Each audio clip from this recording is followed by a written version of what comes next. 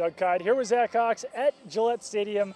Very eventful day in practice for the Patriots, especially at wide receiver, where we saw Julian Edelman return to practice. Looks like he's coming off the NFI list. N'Keal Harry was out there. Maurice Harris was out there. Philip Dorsett was out there. And not in uniform, we did see Josh Gordon, Demaryius Thomas, and Cameron Meredith. So first things first, getting Julian Edelman back in this offense before the preseason is over, always a good thing. I don't think he's going to need that much work to prepare for the regular season, but definitely a good sign to already see him back out there. Yeah, having Julian Edelman back in this offense is huge. I think it was something that we all kind of expected. I don't think anybody was really worried that Julian Edelman wasn't going to be ready for week one, but the fact that just, as you said, see him back there out in pads, who knows how much he actually did out there today? Who knows if he'll even play in either of these final two preseason games? I would kind of lean toward no. It's probably safer to just keep him out until the regular season, but definitely a positive sign to have him back out there. And the numbers at that wide receiver position are getting pretty difficult for the Patriots when they are going to have to make roster moves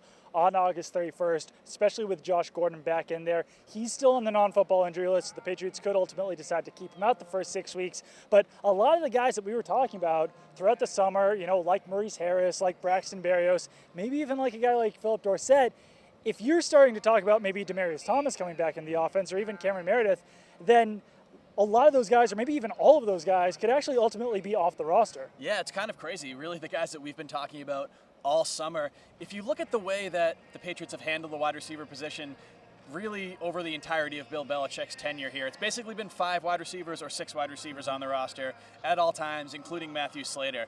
They could kind of deviate from that, just given the kind of shallowness of the tight end group. They could opt to keep 7 this year. But even if they do keep 7, if Demaryius Thomas comes back in there, that's only 1 spot for Philip Dorsett, Maurice Harris, or Braxton Berrios. And that's tight. Yeah. And I mean, even if they don't have Demaryius Thomas back there, we are expecting Josh Gordon to most likely be in there in week 1. So some players who really got a lot of work over the course of training camp are not going to be in this roster. It's going to be very difficult. We're not going to be able to watch practice over the next couple of weeks, so we won't be able to get as kind of close of a sense as we have been able to about where people stand on this roster. But it's got to be the most fascinating roster battle on this team, if it wasn't already. One name we haven't mentioned is Jakobi Meyers.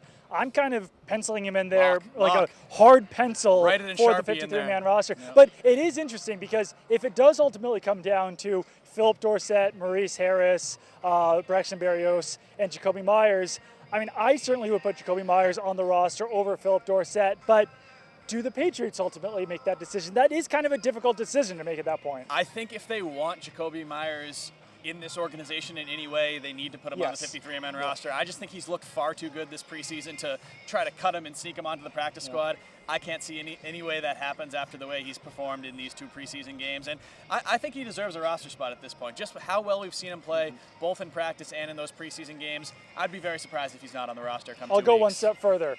Week 1 starter, Jakobi Meyers, and he's going to be competing with some very talented players. But I don't know. I just see it at this point. Let's get nuts.